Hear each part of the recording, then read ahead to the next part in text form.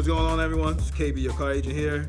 I have Ike here, a Mitsubishi sales associate at Vern Eide, and he's nice enough to be victim number 3 on the New Star Tuesday. And we're gonna start right now, then. So, awesome! It's awesome to be here. Thanks. All right, so I guess I'll ask like everyone else. So, where are you from, Mike? Originally, I'm born in Lawrence, Kansas, but kind of lived all over the Midwest. Lived in Des Moines, lived in Rapid City a couple times. Sioux Falls, my second time in Sioux Falls.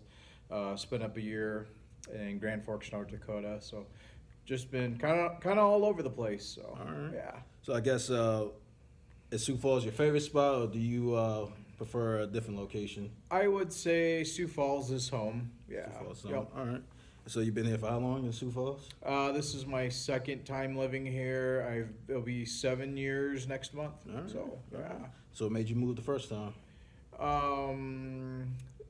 Away from Sioux Falls. Yeah. So the short version to the long story, my dad had gone to prison and was living with my friends. Somehow, some way, graduated high school. And when I graduated high school, I moved out to Rapid City because that's where my mother was living. Gotcha. Got accepted to SDSU, was going to come back, but decided just to stay out in Rapid, and was out there for 13 years. And then about 7 years ago, moved back. So gotcha. Yeah, it was a good move. Oh, well, Yep. glad that you're here. Yep. It's my second time here too, so don't feel bad. Oh, cool. All right, so what's one thing that everyone should know about you? One thing everybody should know about me. Like what makes you unique? What makes you stand out from everyone else? I don't know. I guess I don't have any special skills or anything like that. Don't know any cool ninja stuff. Just a normal, honest, normal dude, I guess, you know. Mm-hmm. Yeah. So, obviously you work at Vern Eide, so how long have you been in the industry? I started the car business June 1st of 2013. Or was it 12? No, 2012, I'm sorry. Mm-hmm. So it's about 6.5 years, all of them with Vern Eide. Prior to that, I worked for a nonprofit organization in Rapid City, so did that for about 7 years. So, yeah. So from that transition from nonprofit to the car business, was that an easy transition, or was it kind of a difficult one? It was an easy transition. When I was in college, I worked in sales. I worked at the mall, and really liked that nonprofit work. It's about helping people. Right. And coming into this job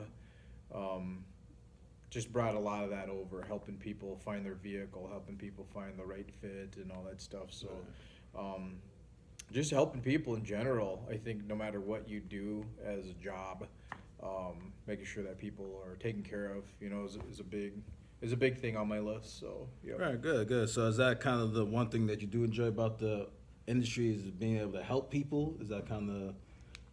Yeah, well, I mean, I think when I started in the car business, the goal was to survive. I can understand that. I guess to have a job and have a career and make it, but I think the why has changed over time. When I first started, living to paycheck, just hustling to sell vehicles. As I progressed into my journey here at Vern Eide, it went from just making it, paying your bills, taking care of your family, to, okay, you know, maybe I'm onto something. Maybe I can get really, really good at this. So honing my skills, becoming a professional, being the best that I could be product-wise, and then from that kind of graduating into where I'm at today, where it's not so much about the money. And don't get me wrong, money's good. Believe me, money is good. But it's more, I don't live paycheck to paycheck anymore. Right. I can have bad months, and it's not gonna hurt me. Where it's lovely. It's truly, genuinely just taking care of people. Right. And I think Vern Eide allows people to talk the talk and walk the walk, because we live it every day. We have ownership that's here that does it. People that buy from us know that we're going to take care of you as an organization. So it's an easy to answer your question, it's an easy transition to do that, because we have an organization that we can stand behind, and it's truly remarkable, and it's awesome. So. Right. So obviously, you said a lot there. I guess, is it something that frustrates you from the outside point of view, that, people that are not in the industry, that, if they knew about it, it was like, oh, I kind of understand where he's coming from, or how really hard it is to know that someone's automatically defensive. They automatically just don't like you just because where you work. So I guess, what's one thing that kind of frustrates you from that point of view? I guess from the general public point of view, we're just like normal people. I'm a normal dude. I got kids, I got a dog, I got cats, I got a turtle, I got a 15-year-old that's going on 25. I've got a kid, a 5-year-old. I've already met with the principal twice this year because he likes to be rowdy, and I've got twins. So I do my shopping at Hy-Vee. I go to Target. I go to the mall. I take my kids skating. We go to, all the normal stuff that normal people do. We are just normal people.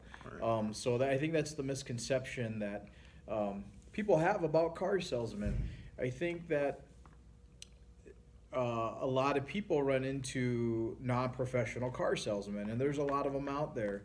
I agree. And they get turned off by it.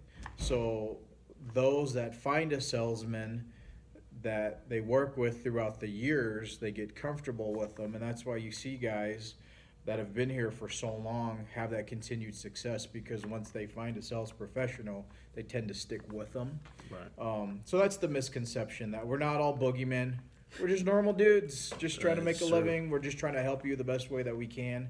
And all right, so take two. This is take two. Take two. I'm glad we can get this edited. So, so I guess, since you've been in the business for almost 7 years, I guess from when you started to where it's at now, I guess what kind of changes have you seen in a positive way with just Vern Eide and just the industry as a whole? Sure. Positive changes in Vern Eide. That's a lot of I guess I don't really know. I guess they're always wanting to grow and expand. I guess they always want to be better than what they were yesterday, so that's a good thing. I know that they've invested a lot in us as far as us getting better, not only with products but with the whole process itself. So there's a lot of internal training that we do to be the best that we can out there for the general public. So and they're always working at it, they're always working at it. And I guess that's one positive aspect. The car business itself, I think a lot of stuff is turning to the internet, so you can do a lot of your shopping, a lot of that stuff from the comfort of your own home. 10 years ago, if you wanted to get information about a vehicle, you had to go to a dealership, you had to talk to a person, and depending on what person you ran into that day, depended on your experience. Where now you can go online, find a car, you can basically do everything from your own home, with the exception of test driving. So it's gotten easier, I guess, in that aspect, but I think it's opened it up where dealerships got to be more honest across the board with their pricing and everything. So I think that's a good thing. In my opinion, I feel like it's better. I prefer customers to do their own research ahead of time, so that when they actually come in, they know exactly what they want. We just show them that, and you can make the process go a lot quicker by knowing what you want. You already know what models you want. You know the trim level you want. It makes this process go a lot easier than. That's just how I see it as. It makes it a lot easier. And I absolutely agree. A customer that comes in that has been educated, they've done the homework, they've done all the legwork on what they're interested in, makes the whole process go by a lot quicker and a lot easier and seamless. And so if you're in the market for a car, do some homework, If not, that's why we're here to help, and we're here to help regardless. But So I guess the last one would be is someone that's getting in the business. What is something that they should do to make sure that they stay in the business and be successful in the business? Obviously, starting off, you're gonna have those times that you're living paycheck to paycheck, Yep. and you're gonna struggle a little bit. But obviously, being in Mitsubishi, you actually one of the top salespeople there. So obviously, you've been doing something right. So what's your advice to people trying to get in and want to be good at it? if you've noticed, and I don't know if you have, KB, me being All right, so take 3. Yeah, I know, right? Ran out of storage, so here we go again. So my last question is, someone that wants to get into the car business and wants to be successful in it. Obviously, you've been doing it for quite a while. Now you're not at the stage of struggling. You can actually afford to have those bad months. Obviously, you don't want to have them, but what's one advice that you would offer someone that's getting in the business and wants to stay in the business? Sure. A couple things. One being, it's not a get-rich-quick scheme. Those that are successful at this, it's a career, and it's not a race; it's a marathon. So you have to mentally prepare yourself for that. Second thing, you got to be mentally tough. You have to be okay with people telling you no. So you got to have that toughness about you. Kind of my secret to success, and I've been up at Honda, and you've probably seen me. I don't really communicate with a lot of other people. I don't go off in groups. Ike Bean just worries about Ike Bean. I get to work. I do what I need to do. I talk to whoever I need to talk to. And I think that's the biggest thing with these new guys. They go to these dealerships. They have 20, 30 salesmen. They get into these little cliques and stuff. I agree. If you just handle your own business, worry about you, take care of yourself first, and not worry about all this other garbage, you're going to be just fine. And that's what I did, at the different locations I've been at. I just came in, I worked, I worried about myself. I was in competition with myself, nobody else. Right. And I just handled my business. So just worry about yourself. Don't worry about everybody else's crap. Just take care of you and your family. You're in it for the long run. Be mentally sharp. Be mentally tough, and know your product and know the process. So Right. everything's gonna work out just fine. Right, I definitely agree with that because working 50+ hours just to mess around and when you got a family to take care of, I don't think you get away with that. So I definitely understand that one. So thanks again, Ike, for coming on the show, and everyone look out for it and like and share whenever you get a chance. Thanks. Bye.